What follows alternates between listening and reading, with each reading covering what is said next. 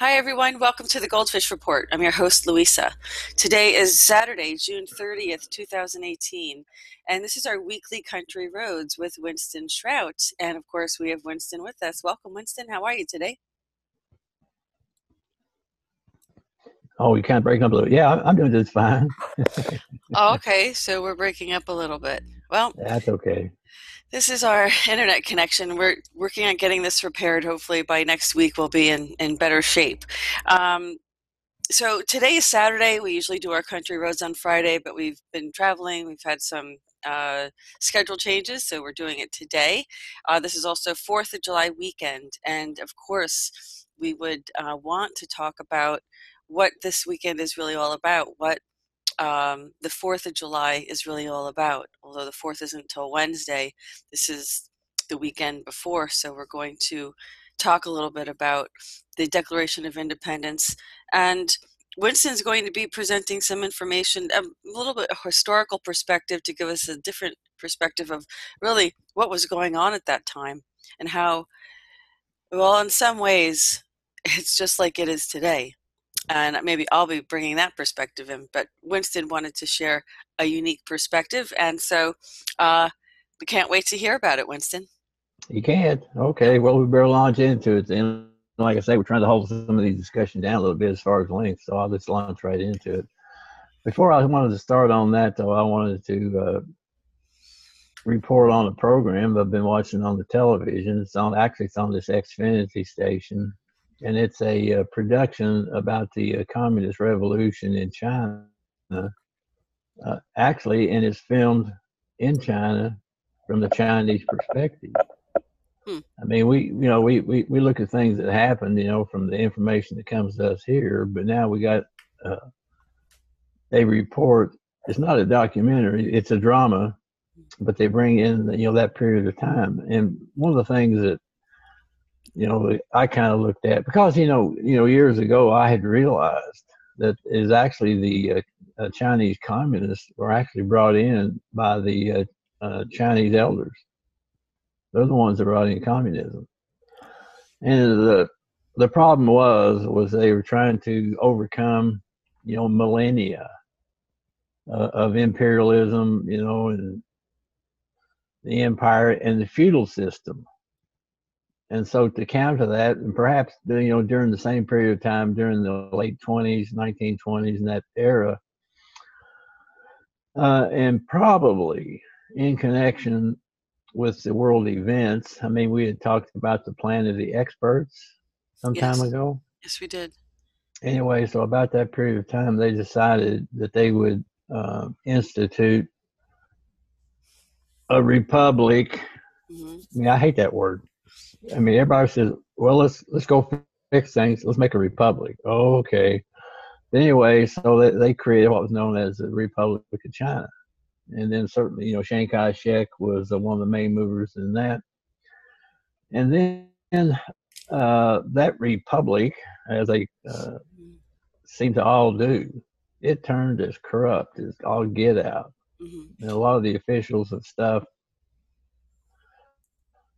were, ripping off the money that was meant for the people. And so, they were trying to get rid of the feudalism with a republic. It didn't work altogether that well. The United States government itself, obviously was trying to support the concept of a republic form of government in China. But, it's kind of interesting. I was listening to some of the dialogue, and, of course, when I hear something, uh, I hear things perhaps a little bit differently than others might who watch that program. But one of the things that was said, and some of the leaders of this communist revolution, Hmm. talking to some of the participants, they said the following: if you expect to have a position of authority in this revolution, don't be a communist.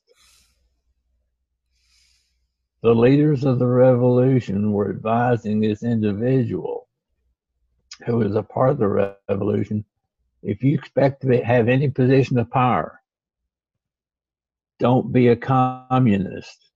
Now, what does that tell you? they Mhm. were Right. they were simply the forces that be were simply using communism as a way in. Mm. Now, certainly, when Mao Zedong came into a position of power, was he a communist? Mm. Uh-uh. What was he?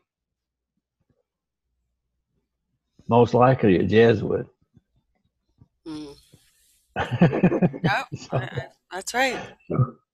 so, like I say, when I watch some of these programs, a lot of times I hear different things. I think the program is called All Quiet in Peking. It's certainly it's in Chinese, Mm. but it has subscripts, to tell a basic Right. translation of what's being said in Chinese into English. Hmm. So it's a little bit sketchy, as far as the translation and stuff. But when I heard that one guy say, "Hey, if you want to be in a position of power in this revolution, don't be a communist," I thought, boy, what a perspective. How in the world did they ever get that said on that program that came out of China? And then one of the things certainly that I noticed uh, as a part of it was the role of the central banking system, because one of the managers of one of the branches of the central bank had been trained. He had a PhD from Harvard. He had a PhD from what's that other big Yale. He had two PhDs in economics, so he was trained in the United States in the economic system, and he was a manager, one of the main managers of the central bank. Mm. And so, like I say, when I watch these kind of programs, I'm seeing things that most Right. people simply would not see because of things I know about and things I've experienced. So it's a really good Sure. program. I just want to report on that. I thought it was kind of humorous. Some of the I shouldn't say humorous, but very telling, Hmm. because it was just one tyranny overcoming another tyranny, overcoming another tyranny. That's all it was. Mm. Didn't have anything to do with communism, didn't have anything to do with the republic. Central banks were controlling. Financial tyranny. There you have it. Exactly. It's the Yeah. same thing, whether it's the United States or China or any place else. So this has been one of our main concerns in these last times, as far as the corrections that we expect to be going through and so forth, Right. is removing again the power of the central banks. And after Nasara, I would strongly suspect that there'd be no such concept as a central bank, period. Because this is one of the things we had worked on. This is the snowball that we had created in 2012. Because again, what our goal was to put the control of a nation's currency into a nation's treasury. Right. And if they want to have a central bank, which are, by the way, private stockholder type banks, if they want to have a central bank, that's okay, but it has to be under the control of the treasury, so that the treasury controls the nation's currencies. And so, like I say, this program I was watching, there's a lot of historical things in it, a lot of historical things. So I was, I just wanted to report on that as we started out. Well, we're coming up on a time now uh, where, July the 4th, everybody gets all excited, wants to wave flags and shoot off firecrackers and whatnot. Mm. Uh, uh, Actually, it may be a historical anomaly, and I forget where I actually come upon this information, but actually, the Declaration of Independence was most likely signed on June the 4th, 1776, but it wasn't actually put out to the public or declared until July. So we celebrate the Declaration of Independence on July the 4th, and most of the historical perspectives, start with July the 4th, 1776. So we have some of these historical things, we like to look at and so forth. And I thought because you had mentioned, and we had mentioned in the past a little bit of the necessity of the Declaration of Independence. So maybe we'll just look at a couple of the parts of it. Sure. That might be of interest. So let's just do a quick screen share here. Excellent. Yeah, is that up okay? Yeah, looks good. Yeah. Yeah, it's better than the version I have on parchment paper, which faint. It darkens if you have it exposed to light for any period of time, which I bought from the National Archives when I was down in DC. Mm-hmm. And I even have one copy that's like completely I don't know, this paper they printed on breaks down. Well, yeah, it does.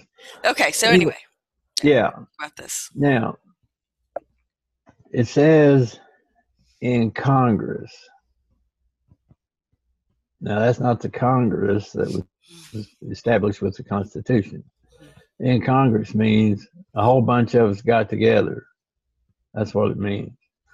And there are some interesting historical things associated with it. We see Saint Germain having an input into it, encouraging that they would do. I've always questioned Germain's participation in that and the way that it was done, because you see not only his involvement in the revolution in the United States, but then also the next place you find him popping up is in France, where he was trying to encourage or prevent the French Revolution.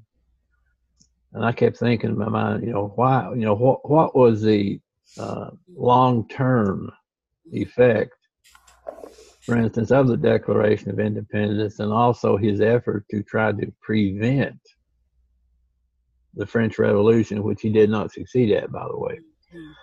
In any event, I've kind of, in my mind, have put together maybe 2 or 3 different scenarios that might be applicable and so forth. But today we'll just talk about this declaration here. And that's what it is. It's a declaration. Now, for the most part, it appears that most of it is written by, Thomas Jefferson. Let's take a close look at him. First off, who was he? Oh, he was a very prominent man. He was one of the elite. And I'm going to get to that in a minute when we get into this history. But he was a slaveholder. And he had been breaking law as much as he had an African mistress and sired children with her. So you see a little bit of anomalies, associated with Jefferson. One time I talked to a friend. I was working with a fellow. He was a hot patriot, and he was interesting. I really liked him. He's from down in Georgia. He's come up to work on some of the projects that we were working on up in Nevada. And he was a part of, I think it was a Savannah Patriot group or something like that. And he was real fun. I learned a lot from him, and he got a big kick out of associating with him and stuff. But he, you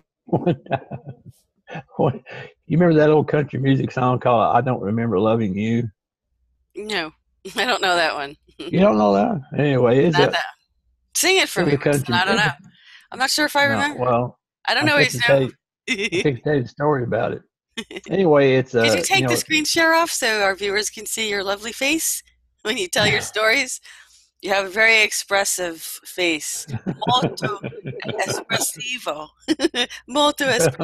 La tua faccia molto espressivo, Winston, which means your face is very expressive. Oh, okay, it is? Yes. Well, some of these things I just find just absolutely humorous. That's in Italian, by the way. Okay, go ahead. Okay. Anyway, so there is this, country. It's popular. It's a popular song, back in the 70s and 80s. One, I'll just call it "I Don't Remember Loving You." Typical country music song.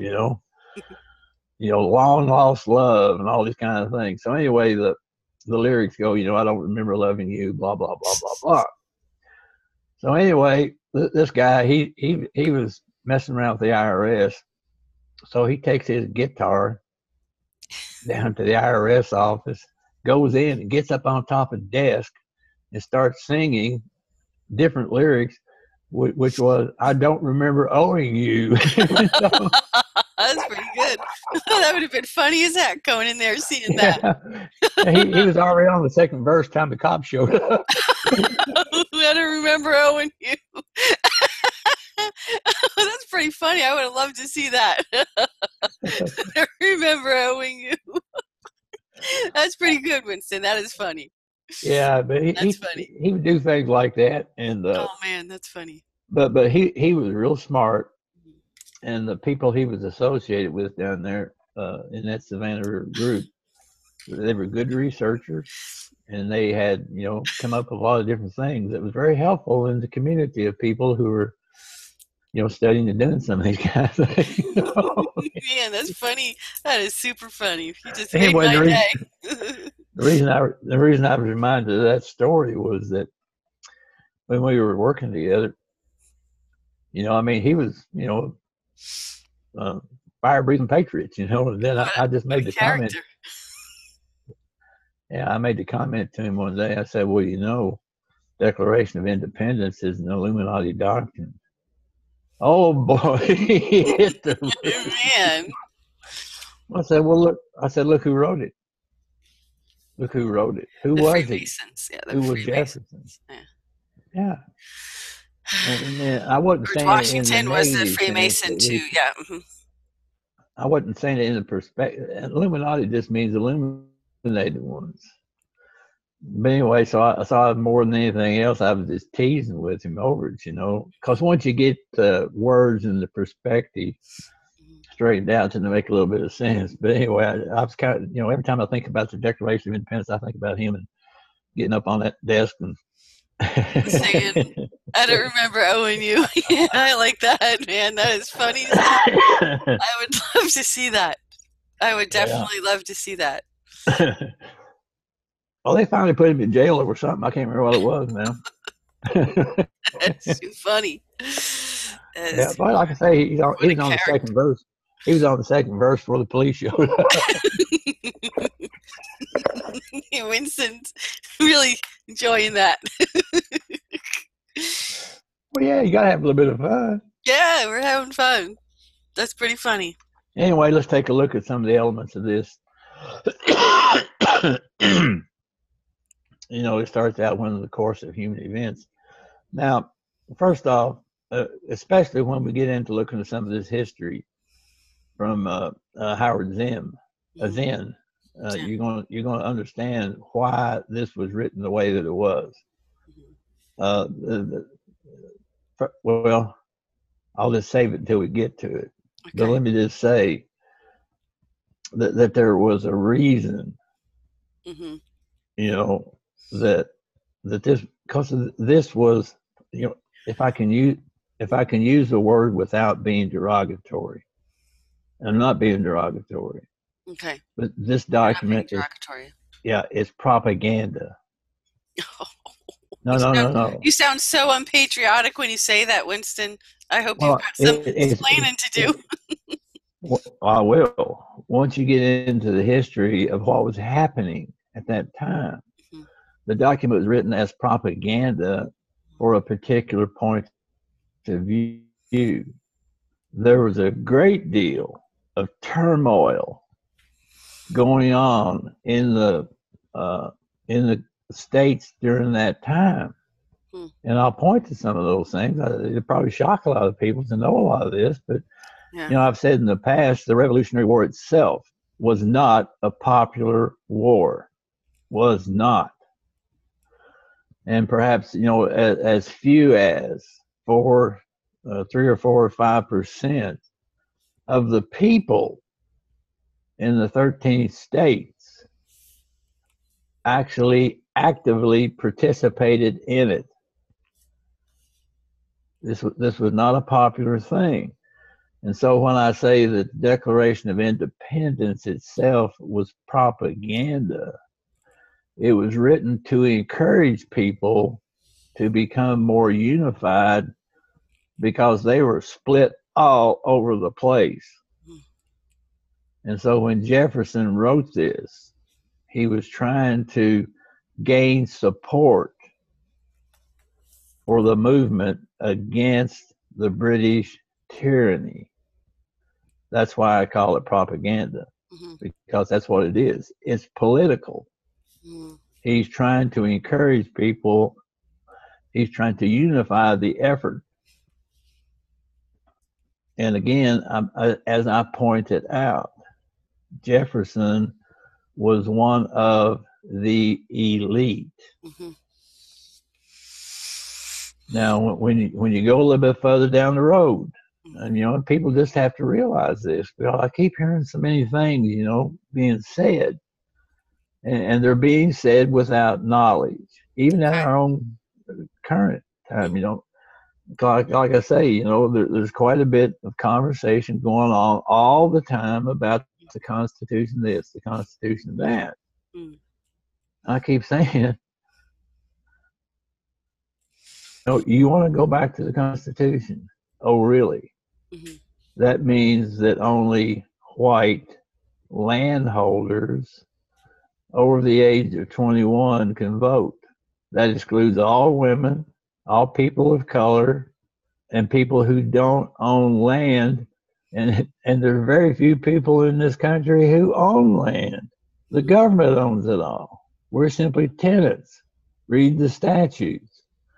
And that's what we've done, with some of our solutions in commerce, is to show people how to own, their own home. But very few people in this country, probably only a tenth of 100% of the people in the country could actually even vote under the restrictions of the original Constitution. You see what I mean? Okay. And because people don't have a historical perspective, they talk about things, they make assertions and so forth, which simply do not hold water. Now, I would suppose, and here again, I'm on the soapbox again, but I would suppose with the introduction of NESARA, NESARA will be a necessity for a successful transition from the tyranny. As I had mentioned, maybe it didn't dawn on people what I was saying when I said it, but, I said, as far as I'm concerned, I'm not willing to trade one tyranny for just another tyranny. Right. Nope. And so what would prevent us from going into just another tyranny, just like I was mentioning with these Chinese people, with the republic that they suppose they had, and then the communists came in. And so all they did was trade one tyranny for another tyranny, obviously because the leaders of the communist revolution told each other, if you want to have a prominent position, and what happens, don't be a communist. And it was a communist revolution. What were they saying? The controllers that will end up on top of this whole thing after it's all over with will not be communists. They'll be tyrants. You see what I mean? Yeah. So people really need to wake up and analyze what we have in front of us, because it's going to be a real shocker. It's going to be a real shocker, I think, when people finally come aware of just what it's going to take. Now, in these earliest of times, with the revolution spirit in the air, and it had been going on for a long time. They've been fighting and carrying on, going on. And we'll get into that when we look at some of the Zen's comments and so forth. But again, what Jefferson, in my mind, what he was offering, it wasn't so much, it was a multifaceted declaration. Because number one, they wanted to stick the whole thing in King George's face. Yeah. But number two, they had to gain popular support. And it was very difficult with the things that were going on in the states during that time. There was huge divisions, and believe it or not, the main division was between the rich elite and everybody else. Yeah, it's always been. So how could people like Jefferson, Washington, the Scottish Rite, and so forth get support from the rabble, as it were? Well, they had to create a document that would give some measure Mm-hmm. of guarantee to the vast majority of the people, because in Zen's history, he goes through several of the states and shows you the percentage. For instance, in one state, it might be that 70 or 80% of the land was owned by 5 or 6% of the people. Mm-hmm. This was going on all over the place, and all the states were having these problems, and the people were being dealt with. I mean, they couldn't own land. It was crazy. Mm-hmm. And then when they finally come out with the Constitution, said, well, you can't vote unless you own that land. It didn't make any difference if you was white and over the age of 21. Right. You see what I mean? Mm-hmm.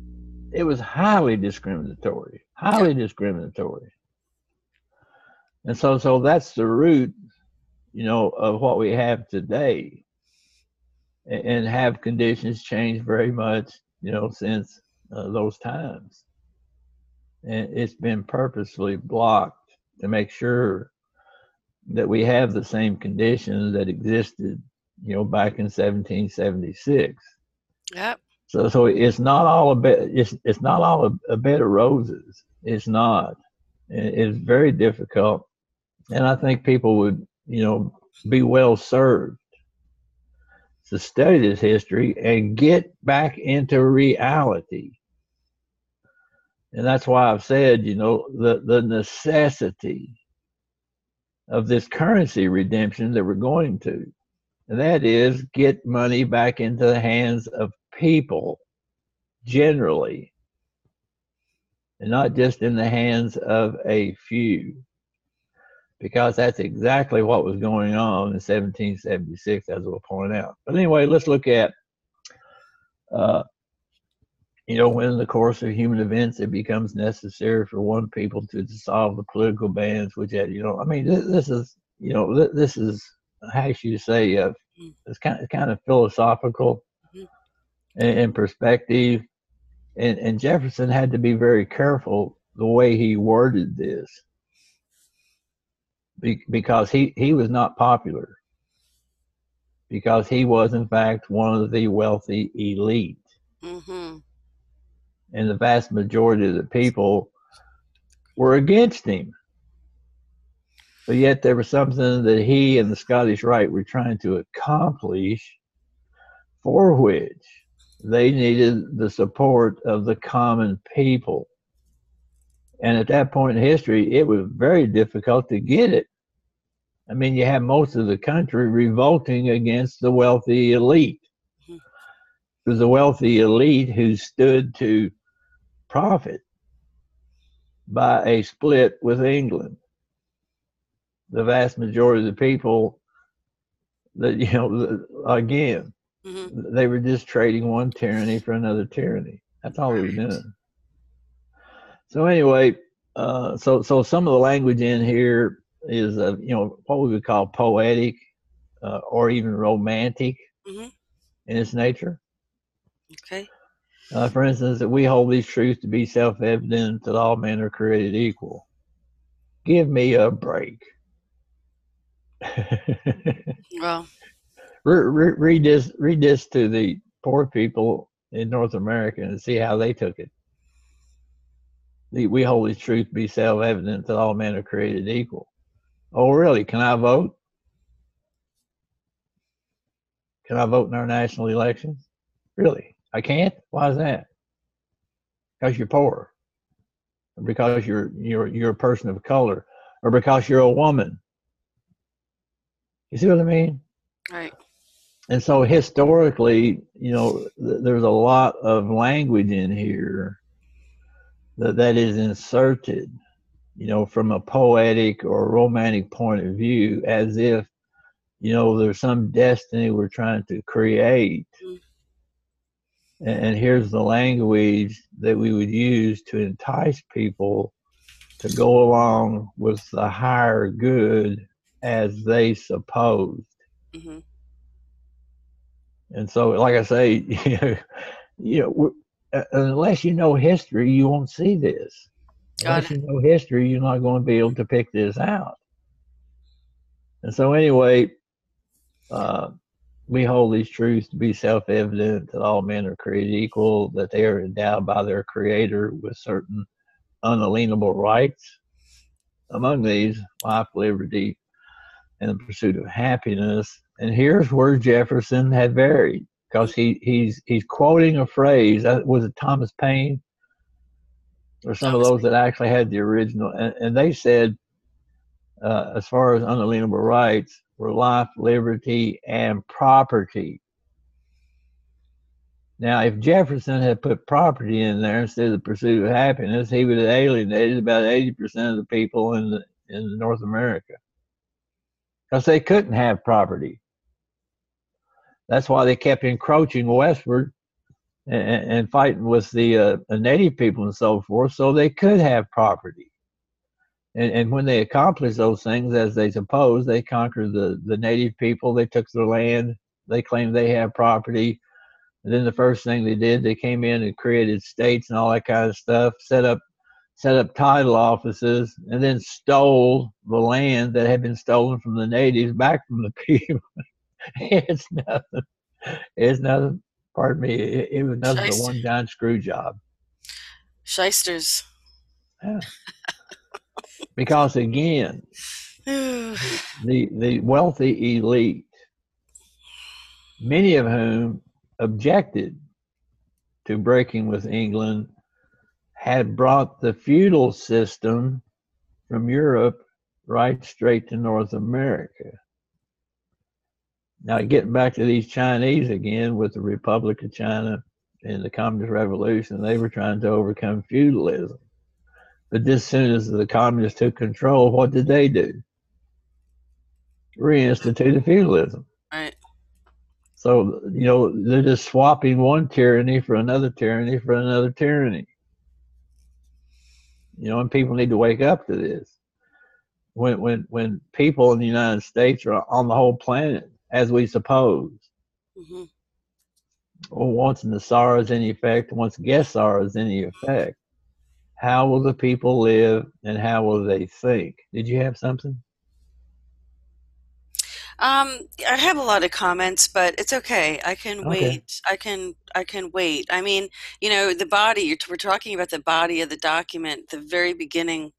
Yeah. Basically, I mean, you're right. I mean, it's brilliantly written to do and accomplish Yeah. what it Yeah. set out. What he And had to do, he had to make King George look like an absolute tyrant so he could get the support of the people. So look at well, all the things he says about him. The guy, well, Jefferson basically saying the king's a jerk, and everybody agreed. A lot of people agreed with him. well, let me make a comment because, like the first portion, the first few four sentences, I think of this, the introduction, opening four sentences, um, basically spell out some important points. So I'm going to talk about it. Why the Declaration was being written, um, self-evident truths, the purpose of government, and the reason for abolishing government.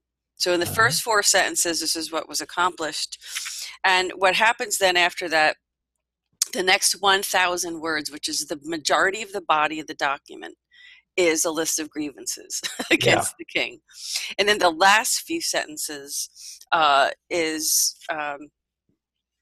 where all of these elements are broken down. So the introductory statements and the end statements are the reason for why reason why this was created, and also it is designed to work hand in hand with the Constitution. But Yeah.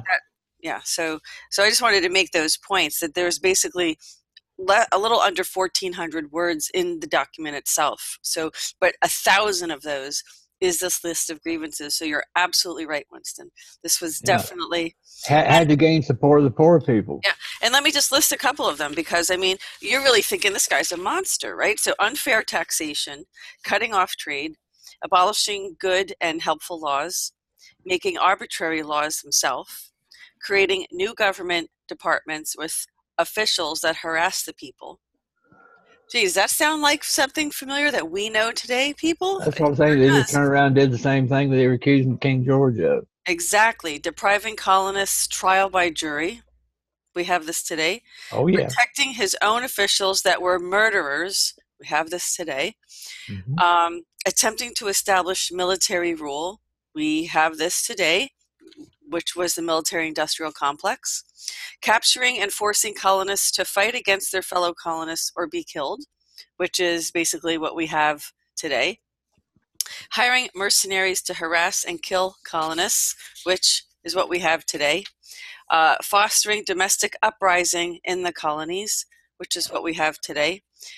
Disallowing or not hearing any appeals for justice. Let's see, which is what we have today. So you're absolutely right. This does seem like, and I know it's not going to be a popular opinion, Winston, but this really did make 1,000 words out of this document. Is just listing, and this was the grounds, okay, for let me just say, these were the grounds that justified. So basically, it says these colonists made this list. So he says this Congress or these colonists, you can use those terms interchangeably. Representatives, yeah, in Right. General Congress. Made the list and suggested that this list was ample evidence that the Declaration was justified. So, yes. Yeah. Okay, just to back up what you're saying here, I wanted to give that little list. Go ahead. Yeah, because like I say, well, when we get into looking at Zen's history and so forth, this may become more apparent. So I'll wait till then to make some of these comments. Okay. But hopefully, again, I'm not trying to bring rain clouds on our celebration on the 4th of July or anything, but I'm just encouraging people. Mm-hmm. Let's not repeat it, because, like I say, I was watching this these programs about the Chinese and what it's the exact same thing. We can't let that happen again. Right, but you said something that a lot of people mispronounce. You said unalienable, which I believe is the appropriate pronunciation for that, not unalienable.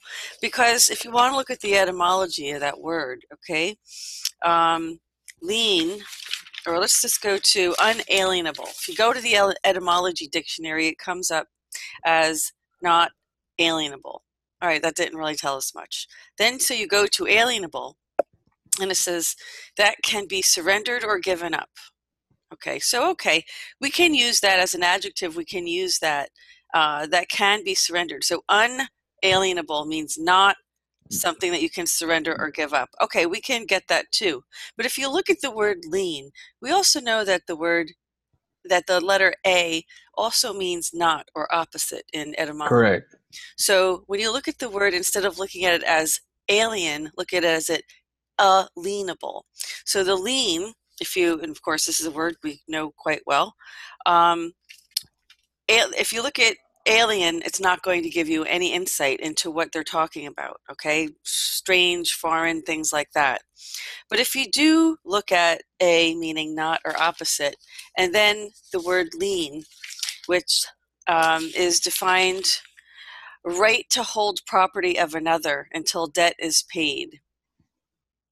This is what we're talking about, Winston. Mm-hmm. So I wanted to back you up on that too, because this word, people say it and don't really understand what it means. And I had to do my own research on it to really break it down and find out why is there this confusion. Because I've heard it as unalienable, which means you can't put a lien against people regarding their properties. Correct.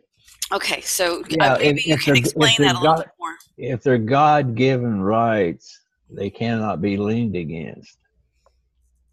In other words, there's no liability that incurs if you're exercising your rights, which this author of this declaration is claiming came from the Creator.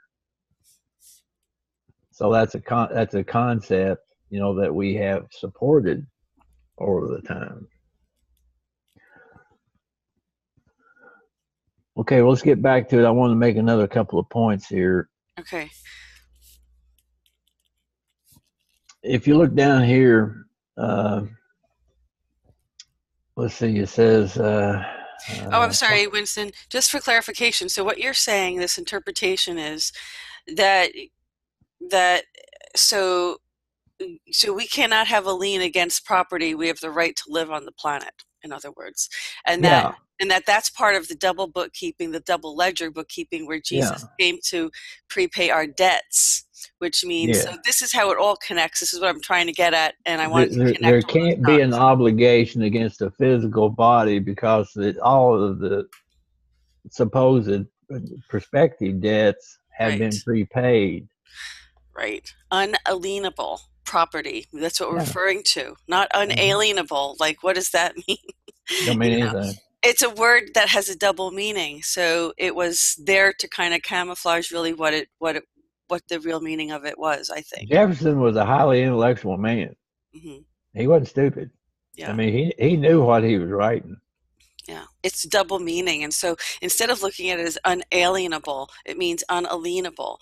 And so we have the right to live on this property without being forced off of it and having again, if you look at the word lien, what it actually means, a lien is transfer of title to property.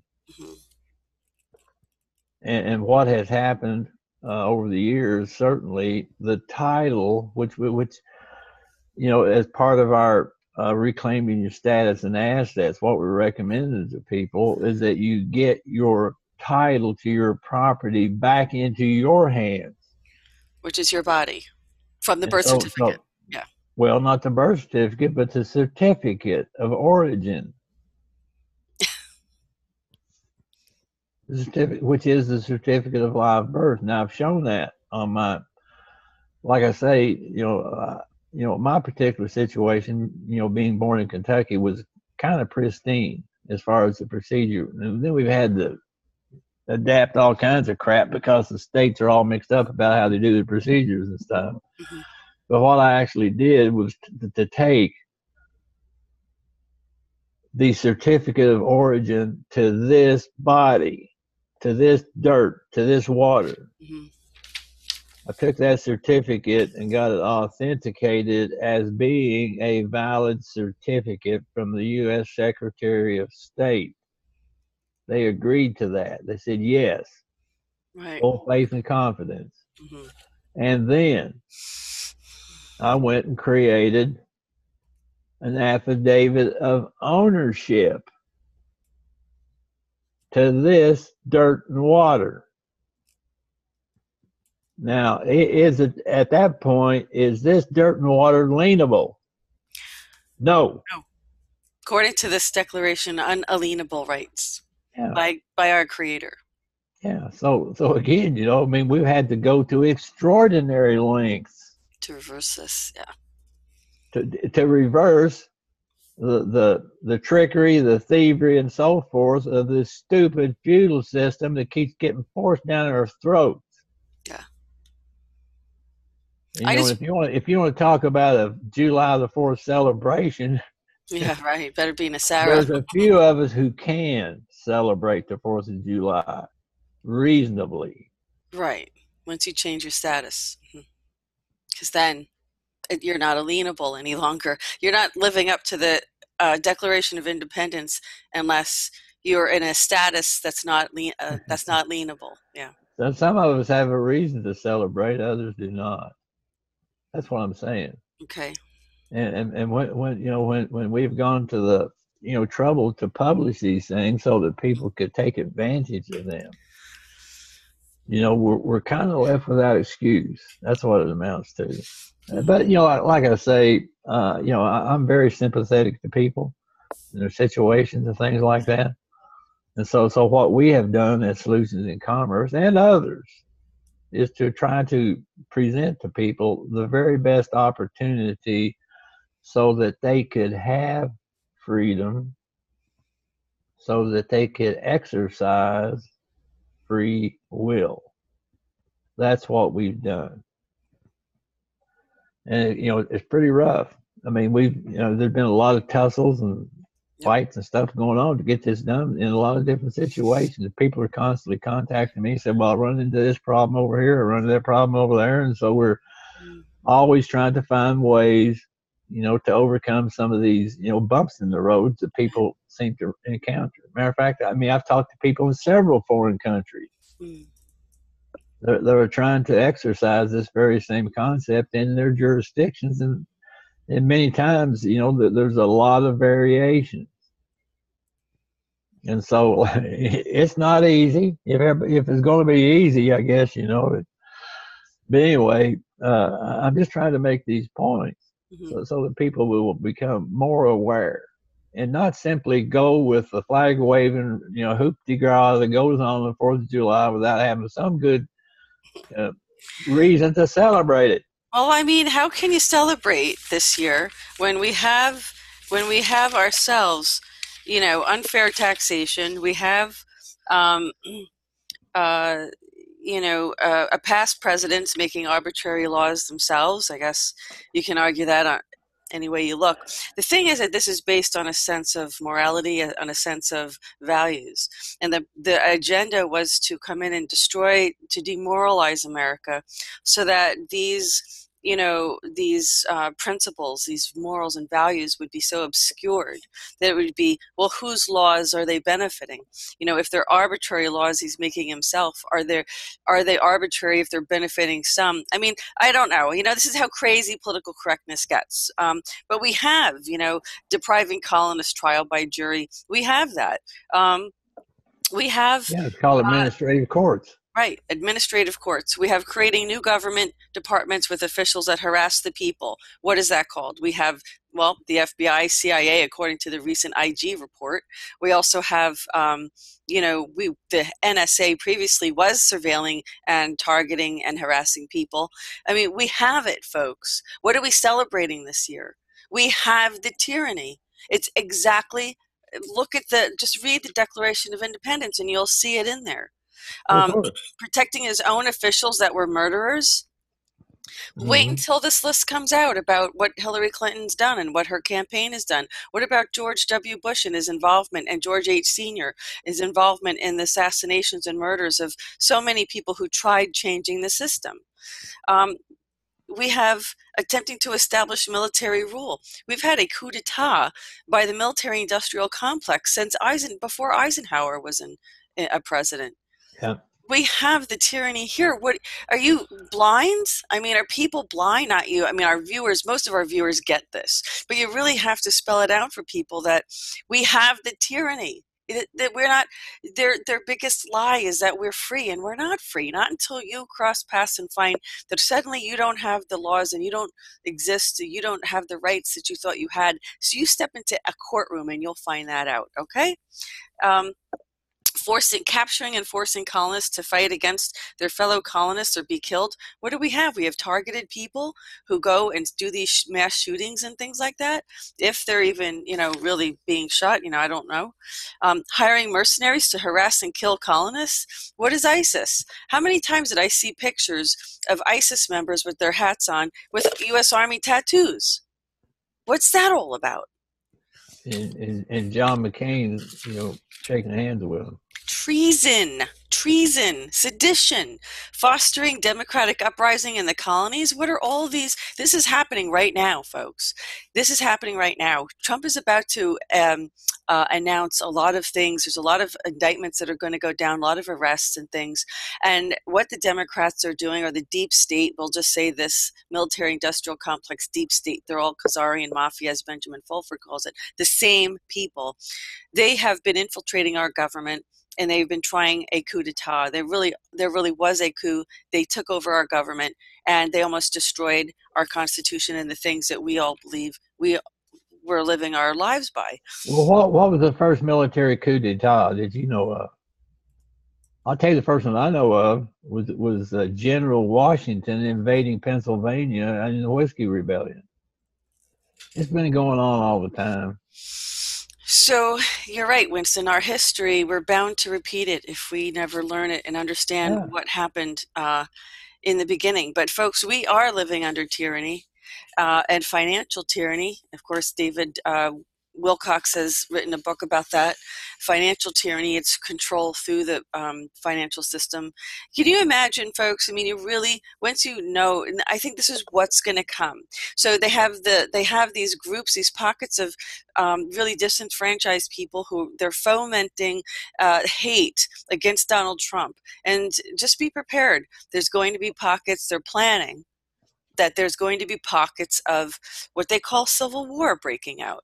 Not the whole country, but there'll be like pockets of this. Don't be fooled by this. This is not going to bring anything good to you. If you're a liberal watching this program, don't be fooled. Just walk away. There's a new movement called Just Walk Away. And it's about people who were part of the Democratic Party, and I was raised a Democrat, so just because my family was, but it's not the party that, it is no longer the party that JFK represented. It has been hijacked. So be careful, be really careful, be vigilant. And I think it was actually, isn't this a coincidence though? One last comment. Thomas Jefferson's quote, "The price of freedom is eternal vigilance." Where's our vigilance, folks? We're not gonna have freedom if we're not vigilant of, paying attention to what's going on, because we absolutely, as you said, Winston, have tyranny today, and it has to change. Yeah. Well, a couple more points I want to make on the Declaration, then I want to get into Zen. Okay. This one word here: solemnly publish and declare that these united colonies are and of right ought to be free and independent states. That word ought, that's a word that you find in equity. Because it's equity that enforces trust law. If you get down here into the last statements, and for the support of this declaration with a firm reliance on the protection of divine providence, we mutually pledge to each other our lives, our fortunes, and our sacred honor. Now that is a trust. And that the reason they did it that way was to prevent the common law from destroying the effort. You understand that most of the when they formed the government, they had a choice between English common law and Anglo-Saxon common law. There was a huge population of German people in the colonies at that time. And so again, the Scottish Rite, most of whom were English, decided that they would adopt English common law over Anglo-Saxon. Wouldn't things have been different if they'd have taken Anglo-Saxon common law rather than English? And I would have to say yes. But this document right here, when you see that word ought, that's talking about equity or what ought to be. Right. And then you just last little bit where we mutually pledge to each other and so forth. That's a trust. And they had to go into trust in order to use equity. And that was the thing that prevented the common law from destroying the effort. So again, we've tried a little bit to inform people. Like I say, this last couple of DVDs that I actually put out, one of them was on trust and the other one was on equity, and people would be well served to obtain those and study those concepts. Because, well, okay, I'll stop. I'll get off my soapbox now. Okay, but you're saying that the Declaration of Independence is actually a trust. It created a trust. Created a trust. Okay. So they could utilize equity instead of common law. Okay. The English common law, man, was totally destructive. Yet they adopted it over Anglo-Saxon common. Why did they even need common law in the first place? Yeah. I mean, you know, when you go, I mean, in retrospect, we're sitting here, 200 and however many years later, and we're critical, but we're critical thinkers. We're Right. critically analyzing. We're not pointing fingers and say this guy was a jerk and that guy was a jerk and all that kind of stuff. But what we're saying is that historically we can look at what happened and decide, do we want to do those same things again? Right. Because now we have a new opportunity with this interim government taking charge to get rid of the old crap, drain the swamp and all those kind of things. And then with the introduction of NACCURATE, people keep asking me, well, when NACCURATE comes in, will we still have the same constitution we had? My comment is, I hope not. Yeah, exactly. Because if we do, only white landowners over the age of 21 years are even going to be able to vote. That's not NACCURATE. That ain't got anything to do with that. Mm-hmm. They were trying to get away from that. So anyway, let's, like I say, we'll run out of time if we're not careful here, but let's run and take a look at some of this stuff from Zinn. Howard Zinn. Yeah, Howard Zinn. Let's see here. Okay, let's go back so you can see the book itself. And I'll send it to you, but you can find it right on the internet. Anyway, A People's History of the United States, 1492 to present. And so he goes through the whole thing. I mean, he's a critical analyst. He don't use flowery language. Mm-hmm.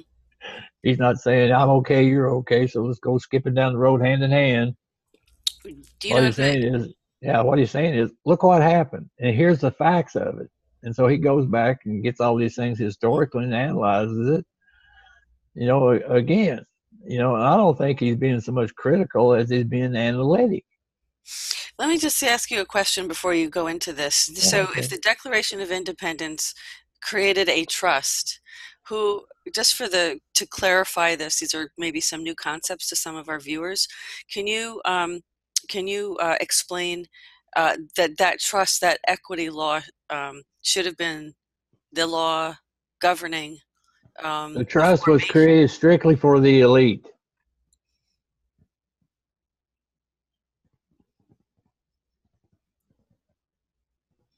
Okay, but only the members who signed it, you're saying? No. Okay, so is that so in other words, we're supposed to be in equity law as a result of that? Is that? They used equity law to create the trust so they could prevent the King George's common law from destroying their effort. Right, but they did that. I understand, but we're supposed to be operating then under equity. Don't use the word we.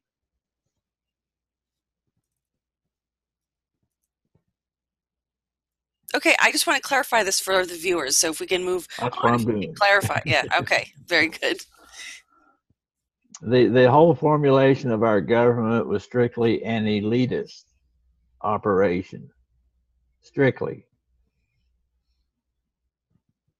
Just like I was saying, I mean, I use this example of China getting away from feudalism as they supposed by creating a republic. Then when that didn't work so well, then they brought in a revolution, and the excuse for the revolution was communism, and not a damn one of them people had even read Marx, didn't even know who he was. So that's why that one guy, that was one of the head guys of the revolution, told the other guy, said, look, if you want to be anything important in this coming government, don't be a communist. Right. And what year was this book? He knew. Huh? What year was this book written, Winston? Do you know? I think it was, let's see. It may have been in the 80s. It took a long time to put it all together, I'm sure. Okay. Yeah. Let's see. It may have the date that it came out. No, it don't. Let's see. Maybe up here. No. You can go on the internet and read about Howard. Okay. I'll search and see if. But he passed away now. I think he passed away in 2010. Mm-hmm. But anyway, his history here, to most people, they're going to say this is completely crazy. But he's got all the facts put together. And Okay. so, like I say, love him or hate him, look at Right. what he had to say. Well, That's my point. sometimes truth is a difficult pill to swallow when we have a certain idea of our Well, reality. it's either going to be swallowing the red pill or taking the red pill suppository, one or the other. All right. Because you're gonna get it into you one way or the other, and One, you choose how it gets in there. Well, one's more I'm just being blatantly honest. they're uncomfortable. I mean, it's either way, it's going to be It's very uncomfortable. uncomfortable the other way. Yeah. I would rather swallow a pill than have it inserted. Exactly. But that's the point. I mean, it is kind of funny, we start talking about butt jokes and all that kind of thing. But that's the point. Right. You're going to have these things, and you can either swallow them down voluntarily, or you're going to be administered to medically, whatever the other. Exactly. Have to. Anyway, Mhm. like I say, you get down into this. He has kind of a table of contents of some of the sections and so forth. The part we want to get to, though, is down in the about page 50. So let me skip down there. I've encouraged people to read this whole thing, get it figured out.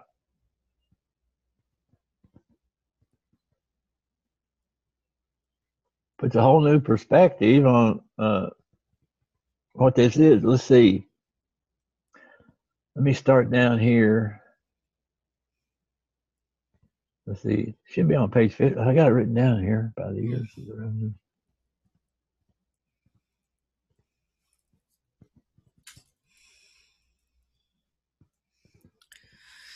Well, it's definitely a Okay, different here it is. perspective. Yeah, here's what I wanted to start with.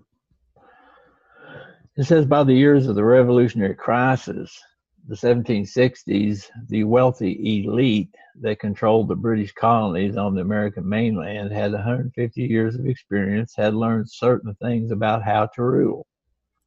They had various fears, but also had developed tactics to deal with what they feared. The Indians, they had found, were too unruly to keep as a labor force and remained an obstacle to expansion. Black slaves were easier to control, and their profitability for southern plantations was bringing an enormous increase in the importation of slaves who were becoming a majority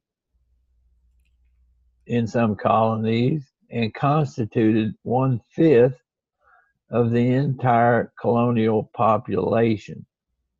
But the blacks were not totally submissive, and as their numbers grew, the prospect of slave rebellion grew.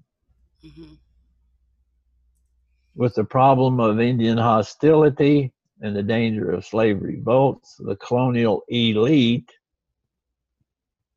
had to consider the class anger of poor whites, servants, tenants, the city poor, the propertyless, the taxpayer, the soldier, and the sailor. As the colonies passed their 100th year and went into the middle of the 1700s, as the gap between rich and poor widened, as violence and the threat of violence increased, the problem of control became more serious. And it was. And so they started to develop, various techniques. For instance, one of the things that they wanted to do was to pit the poor white class against the natives, because they knew if the black slave population and the poor white united, Mm-hmm. they would tear down the elite. You see, because again, the soldiers and sailors were of what class? Were Poor white. whites. Yeah, poor whites. And they had the guns. Mm-hmm. See what I mean? Mm-hmm. So you can see why they're trying to take away all the guns of all us poor white people. Well, that's what I'm saying. It's happening today. It's no different. Yeah, yeah. Well, Pay let's go to attention. page 54 here. I just want to just briefly catch some of these elements so that people but read all this, folks. Mhm. Read all this. I just wanted to make a few points, as we go through this, because uh, let's see here. Upper class. Let's see. Well, we can only hope that that um, Donald Trump is doing the right thing and going to be bringing in NACCURATE and making a more egalitarian society. He ain't going to do that. We're going to do it. Well, he's He just helping. put in place to take down the U.S. Incorporated. Right, but that's paving the way to do it. Okay, of what class is Donald Trump? The rich elite. Give me a break here. Who's going to do this? We're going to put the money into the hands of the people. That's why we have to have this currency redemption. We're going to do it. I know, but who's controlling that? I mean, he's paving the way to let this happen. That's where the fights come in. Yes, That's where the fights come in, because the rich elite don't want the poor to have any money. Because they know if we get the money, then we're going to change things. There's going to be prosperity. That's what they're afraid of. Because then the elite lose their power and control.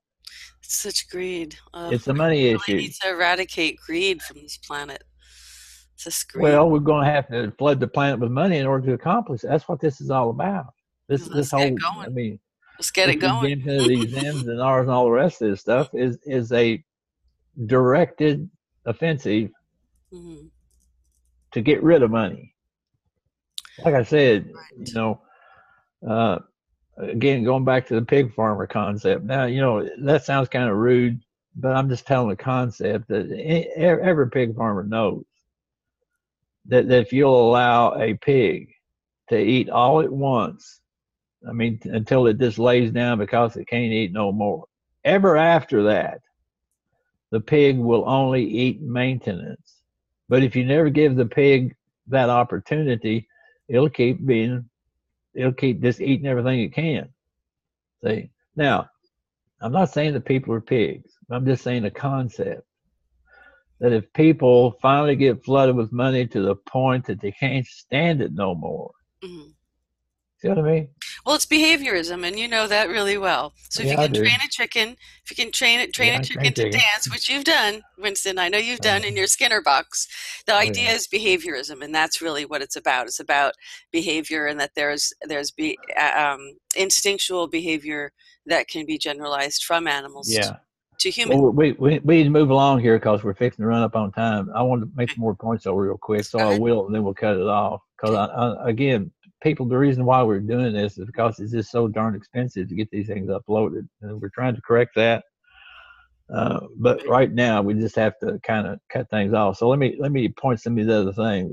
So on page 54, it says those upper class to rule needed to make concessions to the middle class without damage to their own wealth or power at the expense of slaves, Indians, and poor whites. This brought loyalty, and to bind that loyalty with something more powerful even than material advantage, the ruling group found in the 1760s and 70s a wonderful new device. That device was the language of liberty and equality. Go back and read the Declaration of Independence, a different point of view, which could unite just enough whites to fight a revolution against England without ending either slavery or inequality. See what I mean? Hey, Zim right on the money here. Jeez. Let's go to page. Different view of history, folks. This is the part. This is what they edit out of our history books. You'll never see this in Common Core, folks, ever. Yeah, this next chapter here, he calls it tyranny versus tyranny. And I gave the perfect example with the Chinese, with the Republic of China and the quote unquote communists. Tyranny versus tyranny. Anyway, here on page let's see, 56, I think I had. Well, I just wanted to point that out. What he's talking about here is just, you just trading one tyranny for another tyranny. Mhm. And I keep saying, what the hell are we going to do that for? I mean, if we're just getting out of one tyranny and going into another one, I see no use of it. Anyway, let's go to page. I'm just trying to make a few points here so that people will get interested enough to actually read this book. Let's see, on page 59. During the elections. Okay, during the elections for the 1776 convention to frame a constitution for Pennsylvania, the Privates Committee urged voters to oppose great and overgrown rich men. They would be too apt to be framing distinctions of society. The Privates Committee drew up a Bill of Rights for the convention, including a statement that an enormous proportion of property vested in a few individuals is dangerous to the rights and destructive of the common happiness of mankind. And therefore, every free state hath a right by its laws to discourage the possession of such property. Oh boy, that's a psyop.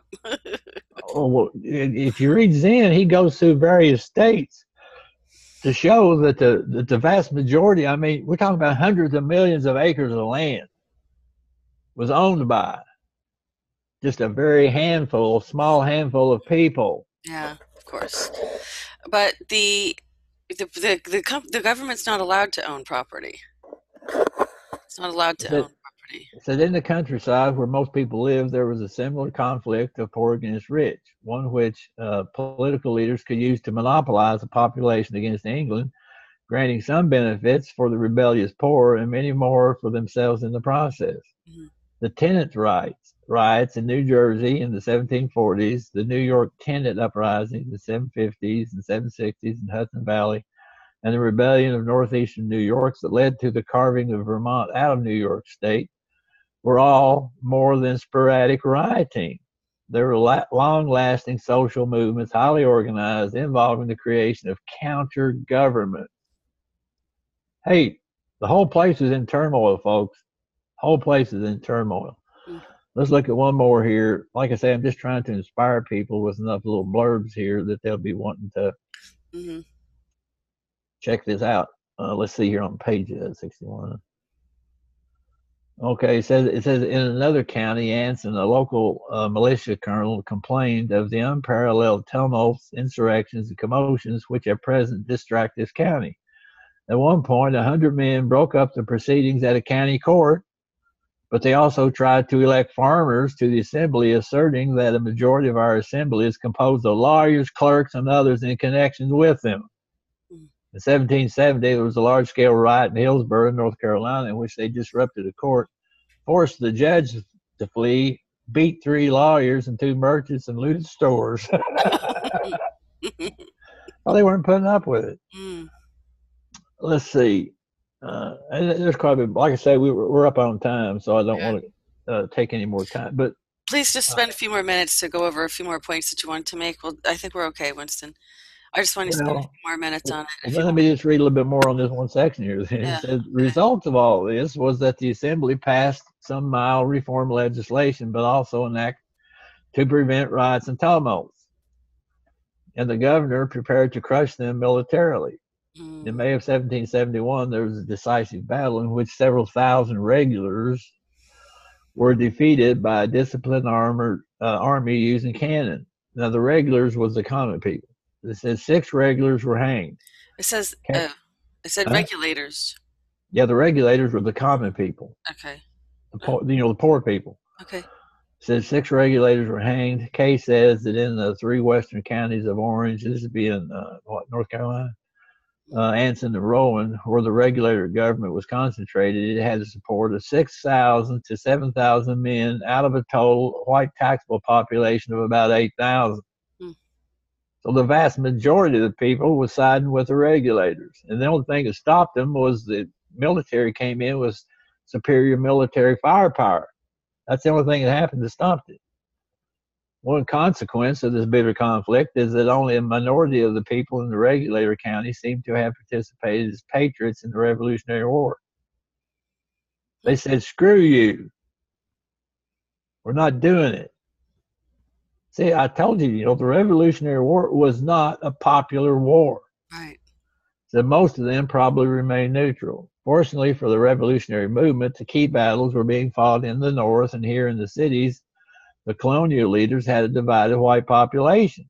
They could win over the mechanics. It said they could win over the mechanics, who were a kind of middle class who had a stake in the fight against England, who faced competition from English manufacturers. The biggest problem was to keep the propertyless people who were unemployed and hungry in the crisis following the French War under control. See, what happened with the war with France, which the English finally won. You remember the French and Indian Wars was a part of that. Hmm. So after the French and Indian Wars was over with, then England started taxing the colonies to pay for the war. Right. And that didn't really set well with them. So in Boston, the economic grievances of the lower class mingled with anger against the British and exploded into mob violence. The leaders of the independence movement wanted to use that mob energy against England, but also to contain it so that it would not demand too much from them. Hmm. These were perilous times. These were perilous times. And so again, as we come into this period of time we call the 4th of July and all these kind of things, it would be well, especially, a lot of people are saying, well, this 4th of July is going to be a true Independence Day. They're going to announce the SARA. Okay, what if they do? How many people in the country are actually prepared that could actually live in the SARA or guest SARA? It's going to take a long time. It's going to take a lot of education. And number one, we have to remove poverty from the planet. And the only way we're going to remove poverty is put the money into the hands of the people and keep the government out of people's business. Absolutely. That's the only way it can happen. And from my perspective, I don't see any other way. I don't, because this business about the ruling elite and all this kind of stuff has gone on so long all across the planet. Mm-hmm. And it hasn't worked. It's not going to work. The only way that we're going to get to the place where that we can ascend as people and as a planet is if we get rid of the same problems that we've existed here for centuries upon centuries. It didn't work. It ain't going to work. We have to get rid of it. We have to do something else. So again, people keep saying, well, Winston, are we really going to see this currency redemption? If we don't, the planet is lost. Yeah. Let me put it simply. If we don't have that, the planet and the people on it are lost. All this effort will have been for nothing. So pray for it. Exactly. Well, why don't you take us out, Winston, singing that "I Don't Remember Owing You Any Money" song from the IRS? Because I'm going to find that song. I had to get my guitar out to do that, and I don't think I want to do it. That's okay. That's okay. I just thought it would be it would be funny if one of our viewers has that song. Please send it to us, or if you don't have it, sing it. If it's his original. It's his original, but I'm sure there's somebody out there that can adapt that and come up with I don't remember owing you any. Like I say, he got up on the desk right there in the IRS office with his guitar and commenced to sing. He was already into the second verse before the police showed up. So that's classic. I love it. I love it. Oh yeah. Oh yeah.